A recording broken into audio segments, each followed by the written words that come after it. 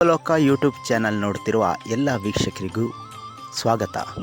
ಇವತ್ತು ನಾವು ದೇವಲೋಕದಲ್ಲೊಂದು ಜೇನುಲೋಕ ಎಂಬ ಬಗ್ಗೆ ಮಾಹಿತಿಯನ್ನು ನೀಡಲಿದ್ದೇವೆ.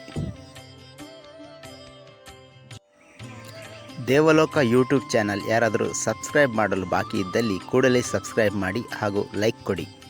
ನಿಮಗೆ ವಿಡಿಯೋ ಇಷ್ಟವಾಗಿದ್ದಲ್ಲಿ ಅದನ್ನು ಶೇರ್ ಮಾಡಿ ನಮಗೆ ಸಹಕರಿಸಿ. ಧನ್ಯವಾದಗಳು. ಜೇನುಹುಳು ಇದು ಕೇವಲ ವ್ಯಾವಹಾರಿಕವಾಗಿ ಮಾತ್ರವಲ್ಲದೆ ಕೃಷಿಕರಿಗೂ ಬಹು ಉಪಯೋಗಿಯಾದ ಜೀವಿ. ತನ್ನ ಜೀವನೋಪಾಯಕ್ಕಾಗಿ ಮಕರಂದ ಹಾಗೂ ಪರಾಗಗಳನ್ನು ಸಂಗ್ರಹಿಸುವ ಈ ಜೇನುಹುಳುಗಳು ಪರೋಕ್ಷವಾಗಿ ಕೃಷಿಯಲ್ಲೂ ಉತ್ತಮ ಇಳುವರಿಯನ್ನು ತಂದುಕೊಡು. ಜೇನುಹುಳುಗಳಲ್ಲಿ ಒಟ್ಟು 4 ವಿಧಗಳಿವೆ. ಮೊದಲನೆಯದು ಹೆಜ್ಜೇನು, ಮತ್ತೊಂದು ಕೋಲುಜೇನು, ಮೂರನೆಯದು ತುರುವೆ ಜೇನು ಹಾಗೂ ಕೊನೆಯದಾಗಿ ಮೊಜೆಂಟಿ ಜೇನು. ಇದರಲ್ಲಿ ಹೆಜ್ಜೇನು, ಕೋಲುಜೇನು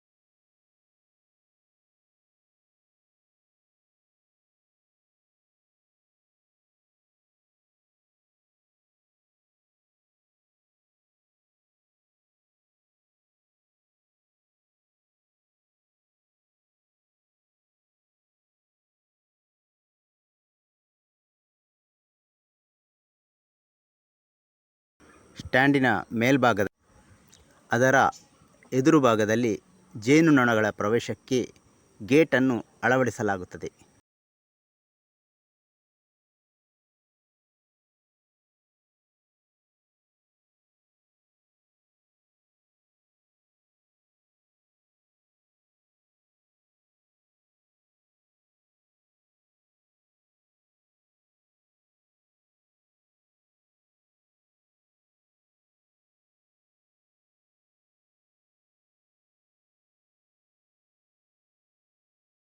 ಮುಖ್ಯವಾಗಿ ಮಕರಂದ, ಪರಾಗ, ಕಡ್ಡಿಮೊಟ್ಟೆಗಳು, ಲಾರ್ವಾ ಹಾಗೂ ಇನ್ನಿತರ ಶೇಖರಣಾ ಸಾಮಗ್ರಿಯಾಗಿ ಈ ಬ್ರೂಡ್ ಚೇಂಬರನ್ನು ಸ್ವಚ್ಛಗೊಳಿಸುವ ಸಂದರ್ಭ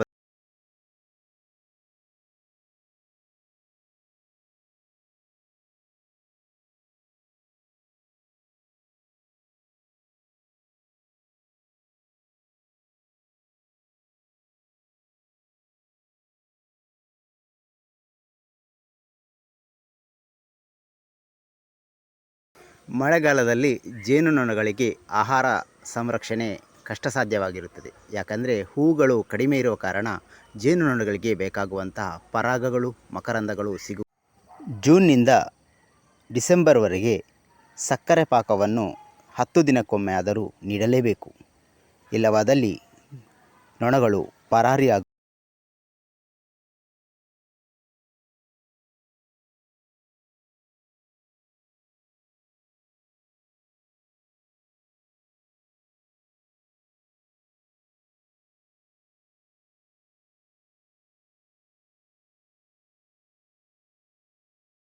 ಜೇನುನೊಣಗಳು ಸಕ್ಕರೆ ಪಾಕವನ್ನು ಕುಡಿಯಲು ಬಂದಾಗ ಅದರಲ್ಲಿ ಬಿದ್ದು ಸಾಯುವ ಸಾಧ್ಯತೆ ಹೆಚ್ಚಾಗಿರುತ್ತದೆ. ಆದ್ದರಿಂದ ನಾವು ಎಲೆಗಳನ್ನು ಅಥವಾ ತೆಂಗಿನ ನಾರನ್ನು ಅದರಲ್ಲಿ ಹಾಕಿದರೆ ಬಿದ್ದ ನೊಣಗಳು ಅದರ ಆಧಾರದಿಂದ ಮೇಲೆ ಬರಲು ಸಾಧ್ಯವಾಗುತ್ತದೆ.